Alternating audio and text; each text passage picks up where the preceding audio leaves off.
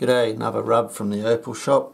This is a beautiful piece of seam opal from Lightning Ridge. It's like two scales of a butterfly's wing, the colour, and two big broad flashes of blue. Just come up a bit so you can see it. This is wet, of course. Here's the seam.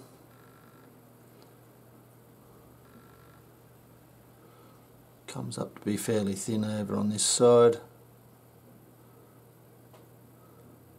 but it should cut a nice stone. There's the back.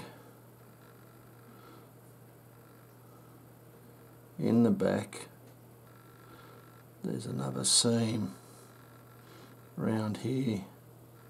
You might be able to get a saw in and cut it, but don't sacrifice the front to try to get to that ready seam that you can see there flashing.